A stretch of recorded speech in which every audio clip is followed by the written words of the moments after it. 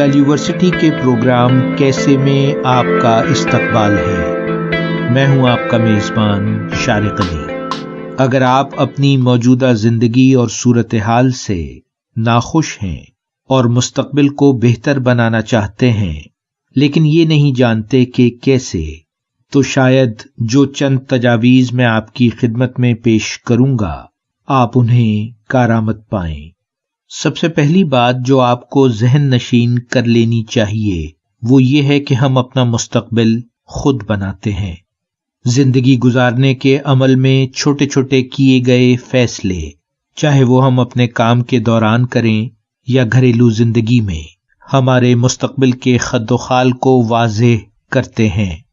اگر ہم لمحے موجود میں رہنا سیکھ لیں لیکن اپنی نظریں مستقبل پر مرکوز رکھیں تو ہمارے کیے گئے چھوٹے چھوٹے فیصلے، پسند اور ناپسند، عملی اور فکری جدوجہد بہتر مستقبل کی ضمانت ہوگی۔ یہ بالکل الگ سوچنے کا انداز ہے۔ اگر آپ اتفاقات اور قسمت ہی کو اصل حقیقت سمجھتے ہیں تو روزمرہ کے فیصلوں پر آپ کی توجہ سرسری رہے گی اور آپ اسے غیر اہم سمجھیں گے۔ یقین جانیے، آپ کے بہتر مستقبل میں اگر کوئی طاقت سب سے زیادہ اہم ہے تو وہ آپ ہیں۔ نہ حالات، نہ معاشرہ، نہ سیاست، نہ ہی قسمت اور اتفاقات۔ جس گاڑی پر آپ سفر کر رہے ہیں اس کا اسٹیئرنگ وہیل آپ ہی کے ہاتھ میں ہے۔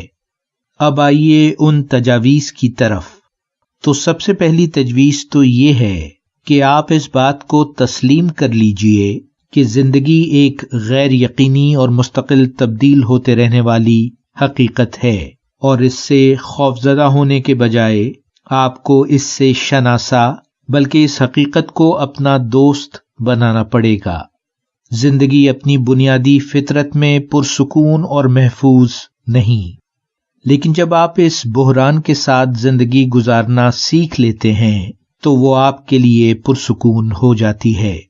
گویا تبدیل ہوتی ہوئی صورتحال ایک خطرہ نہیں بلکہ وہ ایک طرح سے آپ کو موقع فراہم کرتی ہے کہ آپ اس سے ہم آہنگ ہو کر پرسکون کامیابی حاصل کر سکیں۔ دوسری تجویز، بہتر مستقبل کو اپنی ترجیح بنائیے۔ آئندہ آنے والی زندگی میں کامیابی کے لیے باقاعدہ سوچ و بچار اور عملی اقدامات کیجیے۔ یوٹیوب پر ایسی ویڈیوز دیکھیے جس میں مستقبل کے بارے میں رائے زنی کرنے والے ماہرین اپنی رائے کا اظہار کرتے ہیں۔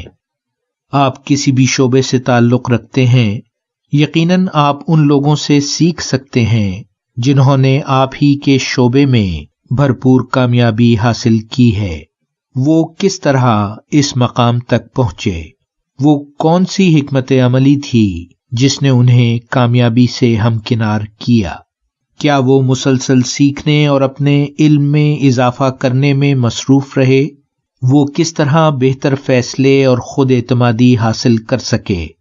اگر آپ سمجھداری سے کام لیتے ہوئے اپنے رول ماڈلز عملی اور حقیقت پسند لوگوں کو بنائیں گے تو بلا شبہ آپ بھی ایسی ہی کامیابی سے دوچار ہوں گے۔ تیسری تجویز، ذاتی تعلیم و تربیت پر بھرپور توجہ دیجیے۔ انگریزی میں اسے پرسنل ڈیولپمنٹ کہتے ہیں۔ ایک بہتر بات تو یہ ہو سکتی ہے کہ آپ اپنی دلچسپیوں میں اضافہ کریں، اپنے وقت کا درست استعمال کریں۔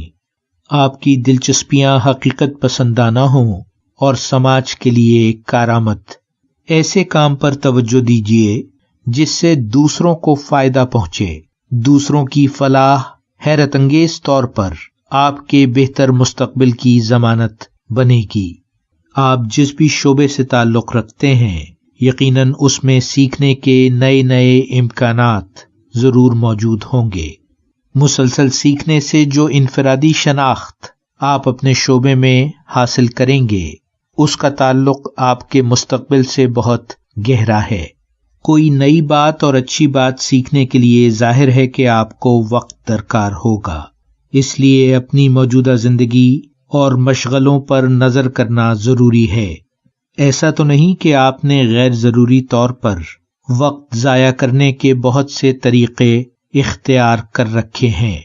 آپ بہت سی ایسی جگہوں پر اپنی صلاحیتوں کو صرف کر رہے ہیں جو آپ کے لیے کارآمد نہیں۔ ایسی تمام غیر ضروری مصروفیات سے چھٹکارا حاصل کر کے آپ مہیا وقت کو بہتر مستقبل کے لیے استعمال کر سکتے ہیں۔ ایک اور تجویز، ہو سکتا ہے آپ صرف اپنے شعبے کو یا جس جگہ آپ کام کرتے ہیں اسی پر اپنی تمام توجہ اور صلاحیتوں کو مرکوز رکھتے ہیں۔ اگر آپ اپنے سوچنے کے انداز کو مزید وسیع کریں اور اپنے ارد گرد سماج پر نظر کریں، اس کی ضروریات کو بغور دیکھیں اور پھر اپنی صلاحیتوں کے مطابق کسی کارآمد حل کے لیے کچھ کوششیں کر سکیں، کچھ مہارت حاصل کر سکیں، بہتر نتائج پیدا کر سکیں، تو یقیناً یہ آپ کے ذاتی مستقبل کے لیے بھی بہتر ہوگا۔ ان چند مختصر سی گزارشات کے بعد آپ سے اجازت چاہوں گا۔ آپ کے بہتر مستقبل کا آرزومند، شارق علی، ویلیو یونیورسٹی۔